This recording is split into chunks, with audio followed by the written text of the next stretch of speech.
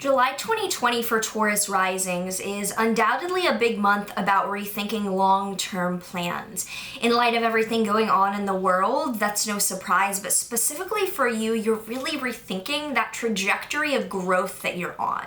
If you are excited to dive into what the astrology, what the tarot, and what the oracle deck cards have to say about what's in store for you for this July 2020, make sure that you like, subscribe, and hit that notification bell so that you are always up to date with what the stars have in store for you. This video is also brought to you by BetterHelp. BetterHelp is an online service connecting you with licensed therapists that you can connect with online via your phone, your mobile device, your tablet, your computer, and speak with them over text, phone call, or even video chat. When you go to sign up at this link, you can be matched with a counselor in under 24 hours.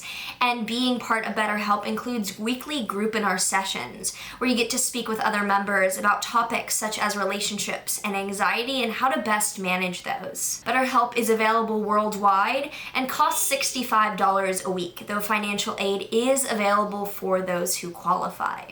BetterHelp is not a crisis hotline, but there are resources for that below, so if you are looking to go ahead and get started, feel free to sign up at the link below. Once you head to that link, you'll be taken to a really simple sign-up process where you'll walk through exactly what you need to fill out to find your ideal therapist. And once you go through this, you can be matched in just under 24 hours. Hi, I'm Maren. I am a professional astrologer, philosophy student, and author. I combine traditional Hellenistic astrological techniques with modern psychological counseling dynamics in order to provide grounded spiritual guidance. So right on the 1st, Saturn is retrograding back into Capricorn into your 9th house. I have a full video on the Saturn in Aquarius transit because for the next few years, Saturn will be in Aquarius, but because it's in its retrograde right now, it left Aquarius and went back into the last few degrees of Capricorn. When this happens, it's returning and indicating a reprisal of limits, challenges, and boundaries in one area of our life that was pretty hammered for the past few years. For you, this is around long-term growth, education plans, travel plans, philosophy, religion, authority figures. Those really high-reaching aspirational goals are getting a little bit of a reprise of all the growth that you've been doing.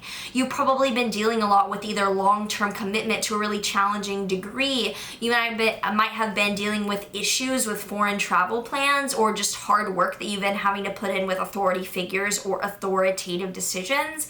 And there's one final push for you to tie up the loose ends in that very, like this in traditional astrology was known as this house is known as the place of God, or the place in which we like think of outside ourselves. And now I'm annoyed because I see that this one piece of hair wasn't curled. It's fine. Back to the astrology. There's going to be a final little reprise of those topics as pertinent and challenging during this time. On the 5th, there's then a lunar eclipse at 13 degrees of Capricorn happening between your 9th house, 3rd house axis. There is another full video on this dramatic last saga over the past 18 months that is linked down below. But this is happening in this same area of your life regarding long-term travel plans, foreign affairs, higher educational plans, dreams, and with this full moon, there's an intense sobriety of not going around obstacles, but going straight through feeling all the fear and doing it anyway.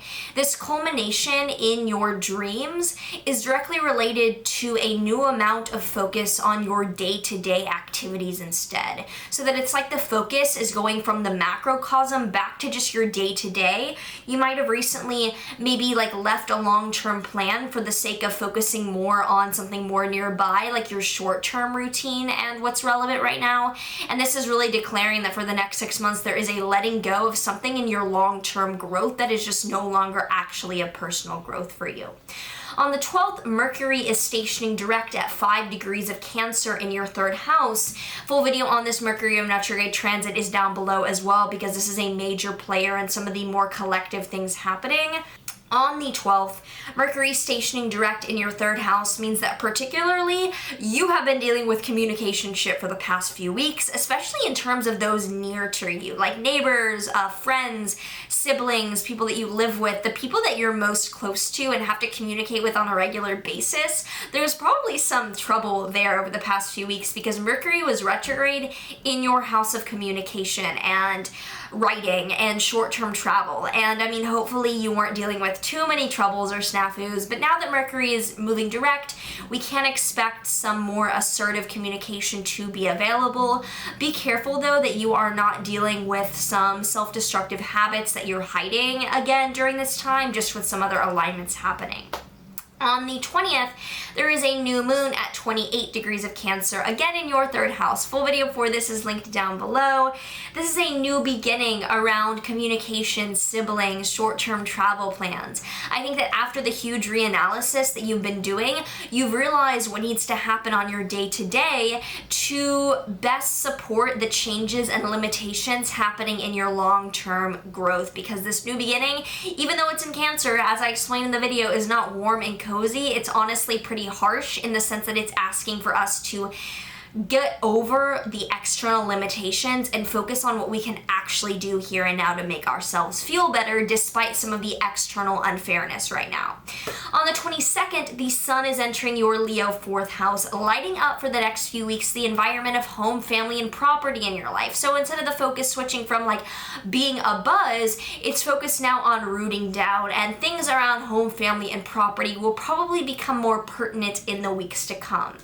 The month ties up on the 27th with Jupiter in Capricorn sextiling Neptune in Pisces between your 9th house and 11th house. So the expansion of the awareness of boundaries in your dreams is actually coming with a bit of opportunity, a light at the end of the tunnel that is connecting it to networking. So this is this year-long transit that is not super powerful, but is slow moving enough to be there in the background during 2020 with this long-term hard work growth part of your life of higher education and dreams really taking like the brunt of your energy right now, opening up an opportunity for actual growth in socializing, networking, the way in which you are really going after sustainable, realistic, pragmatic long-term goals is allowing you to make certain steps towards meeting a lot of new cool people, so that this month is a ton of rethinking your long-term plans in a way that supports what is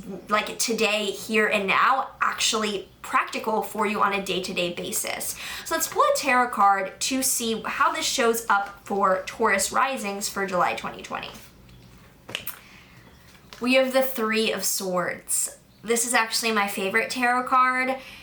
I have it tattooed on my ribs. Follow me on Instagram if you want to see all my cool tattoos. But this card deals with betrayal. It deals with being in a contract that is in trust with someone, and that contract I just noticed that in my water there's like weird shit in my water. Okay, well, I'm sorry for interrupting, Taurus.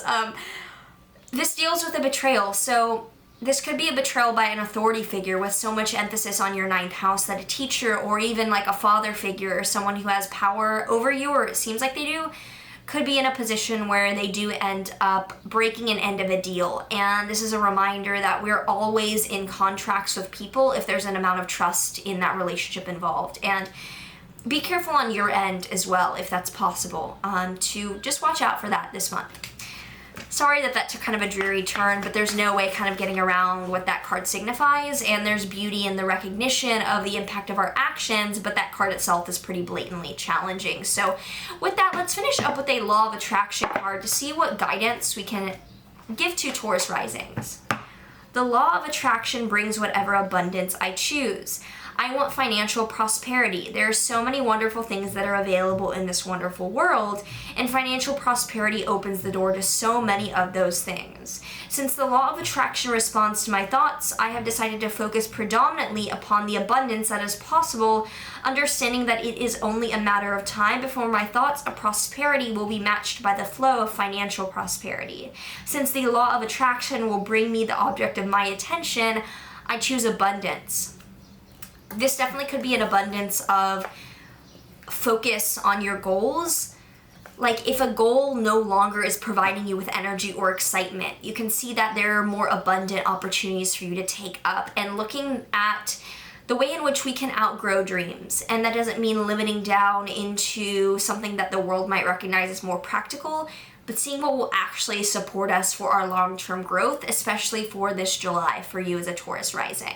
If you enjoyed this and you would like to check out my private astrology consultations, you can check out everything in the description, along with everything for Rashi, which is my platform connecting spiritual practitioners with their ideal clients. So if you are a metaphysical professional, like a healer, a diviner, a yoga teacher, and you're looking to post your services online, you can check that out down below. And also if you're searching for those, it's a great way to connect. The link for BetterHelp is down below if you're interested in starting that. And otherwise, make sure that you like, subscribe, and let me know down below how you're feeling about this July as we enter anything that's coming up throughout the month. I would love to hear from you. Sending so much love, and I will see you in the next one.